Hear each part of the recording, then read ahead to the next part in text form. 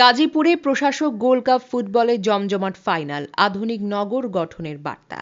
টঙ্গীর গাশিকে নবনির্মিত আধুনিক ক্রীড়া অঙ্গনে একদিকে যখন প্রশাসক গোল্ড কাপ ফুটবল টুর্নামেন্ট ২০২৫-এর উত্তেজনাপূর্ণ ফাইনালে ক্রীড়ার উৎসবে মাতোয়ারা গাজীপুর, ঠিক তখনই নগর উন্নয়ন, ফ্লাইওভার ও বর্জ্য ব্যবস্থাপনায় নতুন গতি আনার দৃঢ় বার্তা দিলেন স্থানীয় সরকার বিভাগের শীর্ষ কর্তৃপক্ষ। খেলাধুলা ও উন্নয়নের এই যুগপৎ দৃশ্যপটকে গাজীপুরকে একটি আধুনিক, বাসযোগ্য ও ইতিবাচক নগর হিসেবে গড়ে তোলার প্রত্যয়কে আরও বেশি দৃশ্যমান করেছে।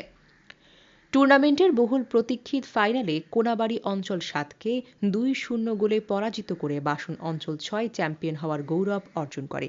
সোমবার টঙ্গীর মেঘনার মাঠ হিমারদিঘি এলাকায় অনুষ্ঠিত এই ম্যাচে শুরু থেকে শেষ পর্যন্ত দর্শকদের করতালি, উল্লাস ও আবেগে মাঠ জুড়ে সৃষ্টি হয় প্রাণবন্ত ক্রীড়া উৎসবের আবহ।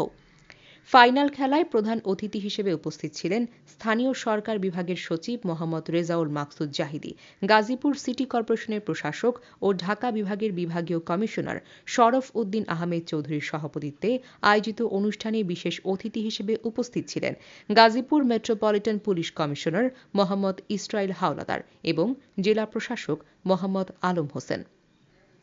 এছাড়া উপস্থিত ছিলেন গাজীপুর সিটি কর্পোরেশনের প্রধান নির্বাহী কর্মকর্তা মোহাম্মদ সোহেল হাসান, তত্ত্বাবধায়ক প্রকৌশলী AKM হারুন উর রশিদ, সুদীপ বসাক, হাসিবুল ইসলাম, আঞ্চলিক নির্বাহী কর্মকর্তা ইলিশা রিসিল, ফিরোজ আল মামুন, মাহমুদা আক্তার, জান্নাতুন নাইম, রুবাইয়া ইয়াসমিন, জহিরুল ইসলাম, মাহমুদা শাহরিন মাধবী, নির্বাহী প্রকৌশলী ইব্রাহিম খলিল সহ সিটি কর্পোরেশন ও জেলা প্রশাসনের ঊর্ধ্বতন কর্মকর্তারা। খেলা শেষে প্রধান অতিথি ও বিশেষ অতিথিবৃন্দ বিজয়ী ও রানার্স আপ দলের খেলোয়াড়দের হাতে ট্রফি, মেডেল ও পুরস্কার তুলে দিয়েছেন। পুরস্কার বিতরণী পর্বে হাজারো ক্রীড়াপ্রেমীর উচ্ছ্বাসে পুরো ক্রীড়াঙ্গন উৎসবস্থলে পরিণত হয়েছে। ফাইনাল ম্যাচ শেষে সভাপতির বক্তব্যে প্রশাসক শরফ উদ্দিন আহমেদ চৌধুরী বলেন, টঙ্গীর এই আধুনিক ক্রীড়াঙ্গন শুধু খেলাধুলার জায়গায় নয়, এটি যুব সমাজকে মাদক ও অপরাধ থেকে দূরে রেখে শৃঙ্খলা, সহনশীলতা ও দলগত চেতনায় গড়ে তোলার একটি কার্যকর মাধ্যম।